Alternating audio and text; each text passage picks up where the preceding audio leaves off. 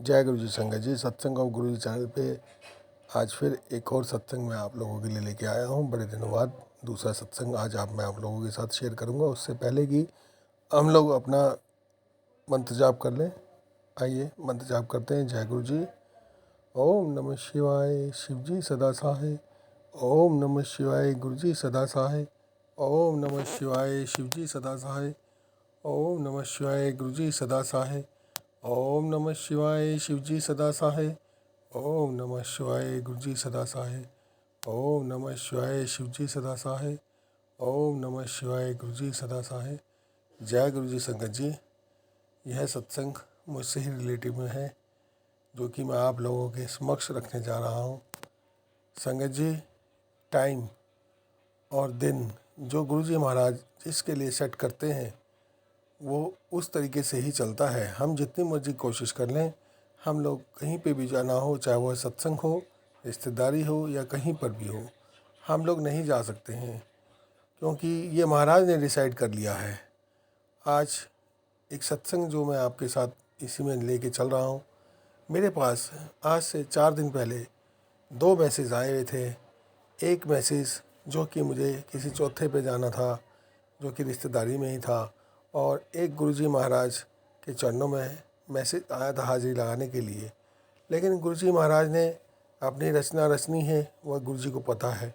जिन aunty के घर में सत्संग था, उन आंटी के घर में गुरुजी ने मुझे पहले ही बुला लिया और अंकल आंटी ने बहुत अच्छे तरीके से हम दोनों का स्वागत भी किया।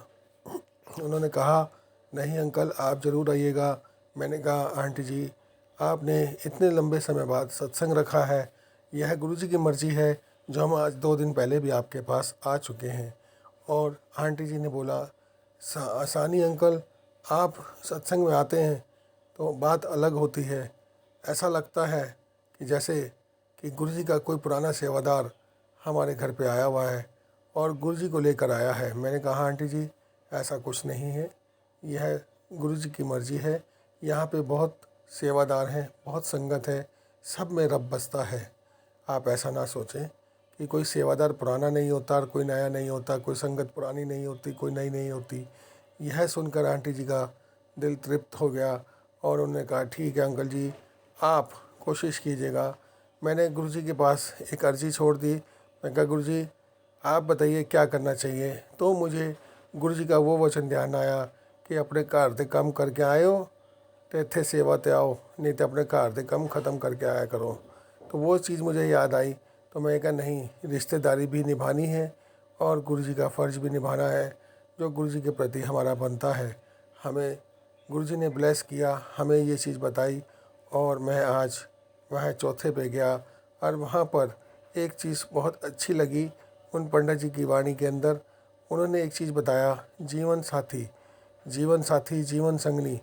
उन्होंने बताया कि यह है जीवन, जब तक हमारा जी रहा है तब तक हम जी रहे हैं, और हमारी घरवाली अगर नहीं है या हम नहीं हैं तो वहीं पे हमारा जीवन समाप्त हो जाता है। इसी के दौरान उन्होंने एक चीज़ बहुत अच्छी बताई, जब हम लोग अर्थी को लेके जा रहे होते हैं तो हम 4 आदमी कंधा भी देते हैं, कुछ आदमी बीच में होते हैं, कुछ पीछे होते हैं, कुछ आगे होते हैं। बातचीत चल रही होती है। उन्होंने पूछा, स्वर्ग कैसे पहुंचता है एक अंकल ने इंसान। तो उन्होंने कहा, देखिए स्वर्ग की यात्रा से ही तो ये अंकल जा रहे हैं, यह स्वर्ग की यात्रा में जा रहे हैं।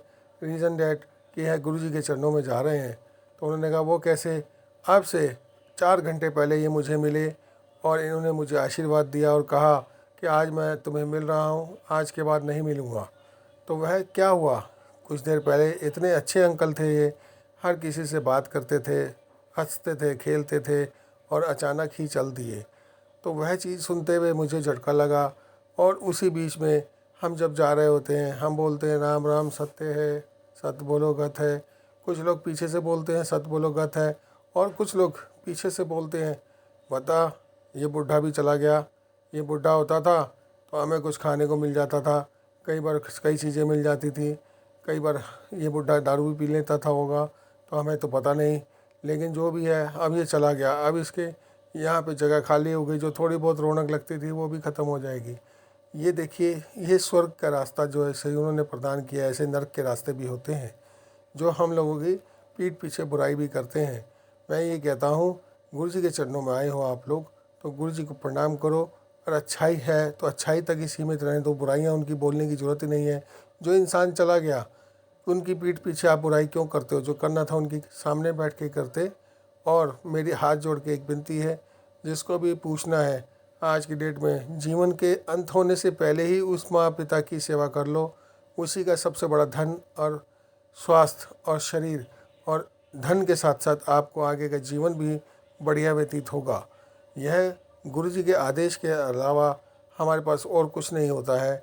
आज जो सत्संग मैंने आप लोगों के समक्ष शेयर किया, मुझे लगता है कि कुछ अच्छा ही लगेगा। जहाँ तक मुझे गुरु जी ने ये चीज़ें सुनवाई, आज शाम को जिस सत्संग में जाना था उससे पहले यह सत्संग मेरे लिए हो गया, और मुझे बहुत अच्छा लगा जब पंडा जी ने बताया। तो ये चीज़ें भी हमें अंतिम वक्त सुननी चाहिए और इन चीज़ों पे अमल भी करना चाहिए। जिस हिसाब से मुझे लगा मैंने उस हिसाब से अपना सत्संग शेयर किया। और देखिए, महाराज ने दोनों चीज़ें रखी, वो भी अटेंड करा दिया। और अभी मैं फेसबुक पे जब जा रहा था तो फेसबुक पे उन्हीं आंटी के घर का सत्संग की झलक मुझे दिखी, और मैंने गुरुजी का शुक्राना किया। गुरुजी ने घर बैठे ही मुझे वहाँ पे अपने रूप दिखा दिए, और मुझे क्या चाहिए, उन्होंने मुझे ऐसे दर्शन दिए जो कि फ्रेगनेंस मेरे पास अभी तक आ रही है। संगत जी, ये गुरुजी का फरमान, गुरुजी का आशीर्वाद किस तरीके से गुरुजी देते हैं किसी को कुछ नहीं पता चलता है।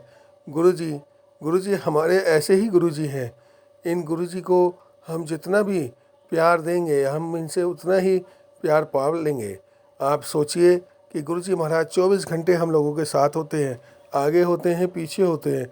हम गुरुजी को कहते हैं, आइए गुरुजी आप हमारे अंग संग रहिए और हमारे साथ काम पर चलिए, हमारे साथ साथ रहिएगा। गुरुजी हमारे साथ अंग संग रहते हैं, चाहे कोई कोर्ट केस हो, ऑफिस हो, मीटिंग हो, कहीं पे भी जाना होता है हम गुरुजी को अंग संग लेके चलते हैं। जय गुरुजी, शुक्राना गुरुजी, आपका अनंतम शुक्राना। I love you Guruji, I love you Guruji, I love you Guruji. जय गुरुजी।